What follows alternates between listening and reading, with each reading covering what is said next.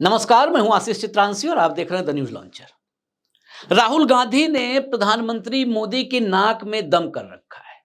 सड़क हो या संसद हो, आज ही किसान नेताओं को, जिनको दिल्ली की सरहद में नहीं घुसने दिया जा रहा था, उन्हें संसद में बिठा दिया। लेकिन अगले 48 घंटे राहुल गांधी के लिए बड़े महत्वपूर्ण हैं और 48 घंटे भी ज्यादा हम बोल रहे हैं, 35-36 घंटे आप मानिए, 36 घंटे बहुत महत्वपूर्ण है। इसमें देखना होगा कि राहुल गांधी से परेशान मोदी, शाह एंड कंपनी को राहत मिल जाएगी क्या? क्या राहुल गांधी की सदस्यता पर फिर खतरा आ जाएगा या राहुल गांधी को जेल हो जाएगी या जज साहब बेल ग्रांट कर देंगे? यह मामला उत्तर प्रदेश के सुल्तानपुर में, इस पूरे खबर को, पूरे मामले को जड़ तक जाकर के समझना होगा और एक क्रोनोलॉजी को समझना होगा, एक मोडस ऑपरेंडी को समझना होगा।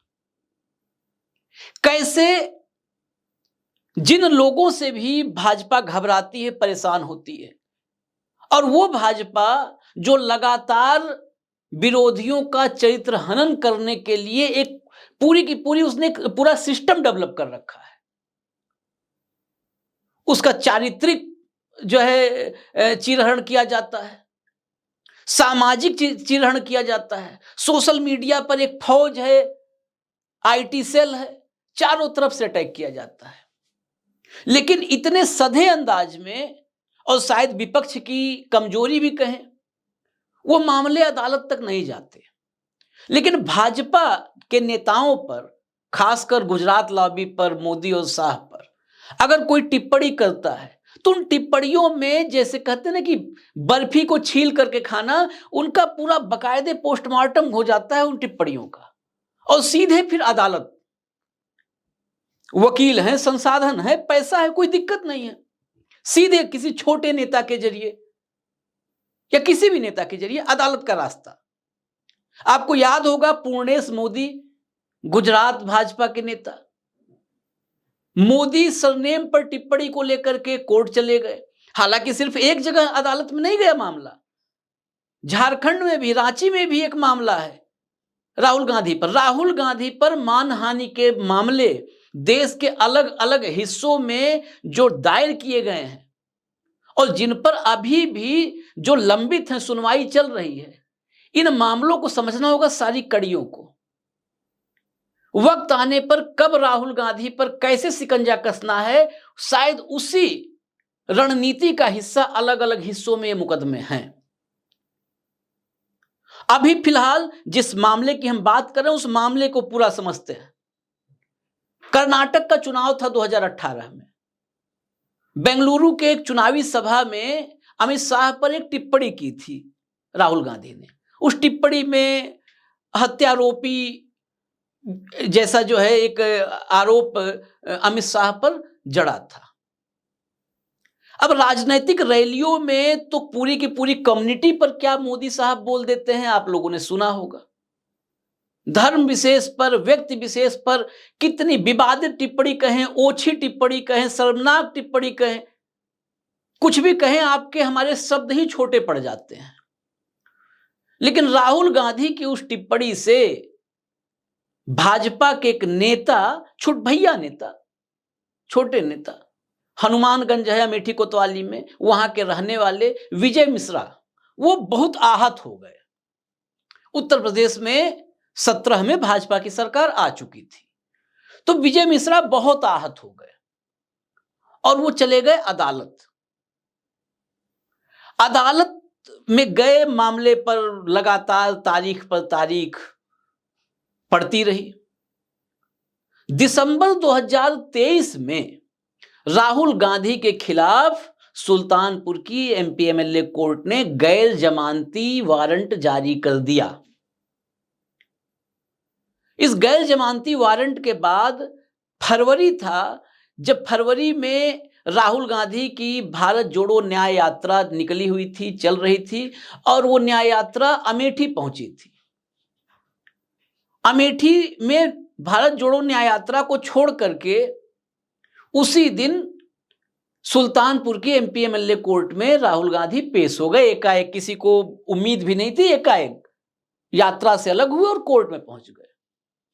जिस दिन कोर्ट में पहुंचे, जब पहुंचे तब यह खबर बाहर आई और सुल्तानपुर में हुजूम उमड़ पड़ा राहुल को देखने के लिए, जबकि वो अदालत में पेशी के लिए आए थे। मजिस्ट्रेट थे योगेश यादव। उन्होंने राहुल गांधी को 25-25 हजार के 2 बॉन्ड पर जमानत दे दी। फिर तारीख आगे बढ़ी।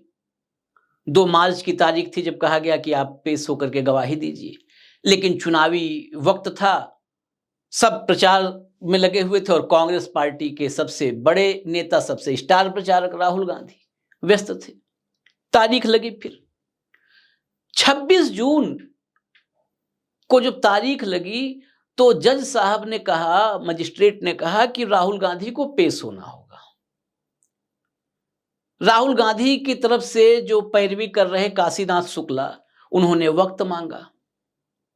2 जुलाई का वक्त दिया गया। हालांकि इस वक्त दिए जाने को लेकर के भी जो विजय मिश्रा के वकील हैं संतोष कुमार पांडे, उन्होंने आपत्ति जताई थी, लेकिन फिर भी जज ने 2 जुलाई का जो है वक्त दिया, 2 जुलाई तक का, 2 जुलाई की तारीख लगा दी।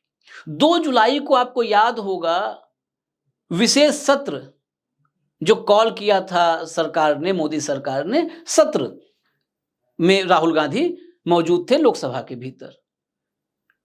सुल्तानपुर की एमपी एमएलए कोर्ट में नहीं पेश हो पाए।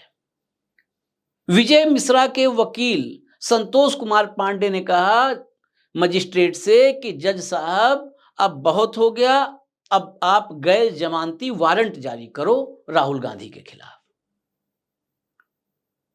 राहुल गांधी के वकील ने कहा कि हुजूर 26 तारीख का समय दे दीजिए, सत्र चल रहा है, सत्र खत्म हो जाए, फिर उसके बाद बजट होना है, बजट खत्म हो जाए, तारीख तय थी, बजट खत्म हो जाएगा, 26 तारीख आप दे दो और 26 तारीख को जरूर हाजिर होंगे।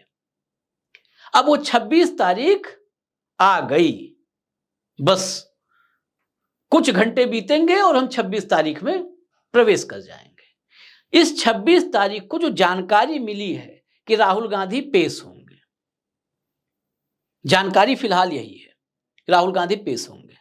नहीं पेश होते हैं तो सवाल है कि क्या गैर जमानती वारंट टलेगा। सवाल यह है कि अगर गैर जमानती वारंट जारी होता है तो क्या सत्र जो चल रहा है, इस सत्र के बीच में राहुल गांधी की गिरफ्तारी हो जाएगी। ये कई सवाल हैं। इन सवालों के बीच शुभम वर्मा जो मजिस्ट्रेट हैं, उन्होंने बिल्कुल सख्ती से ये कहा है कि हर हाल में 2 जुलाई को उन्होंने कहा कि हर हाल में राहुल गांधी को पेश होना होगा 26 तारीख को। तो मजिस्ट्रेट का जो रुख है, मजिस्ट्रेट के रुख को देखते हुए राहुल गांधी पेश नहीं होते हैं तो यह आशंका पूरी जताई जा रही है। और भाजपा के अंदर खाने तो लोग चर्चा भी कर रहे हैं कि नहीं पेश होंगे तो गैर जमानती वारंट तय है। इसी बीच जो हमने आपको बताया कि खबर कांग्रेस के भीतर से खबर जो आई सूत्रों के हवाले से अंदरूनी चर्चा में कि राहुल गांधी 26 को जाएंगे, सुल्तानपुर जाएंगे, पेश होंगे। लेकिन सुल्तानपुर में पेश होने भर से राहुल गांधी को निपटाने का ये जो पूरा का पूरा सिस्टम है, जो पूरा खाका खींचा गया है, क्या वो खत्म हो जाएगा? क्या राहुल गांधी पर जो ग्रहण है, जो बार बार और हमेशा लगातार तलवार लटकी रहती है, गिरफ्तारी की, जेल की, सदस्यता जाने की, ये खत्म हो जाएगी? क्योंकि इधर जिस तरह से सुल्तानपुर कोर्ट में लगातार राहुल गांधी पर जो मानहानि का केस है, जैसे ये मामला एक्टिव है, वैसे ही दूसरी तरफ रांची वाला मामला भी एक्टिव हो चुका है।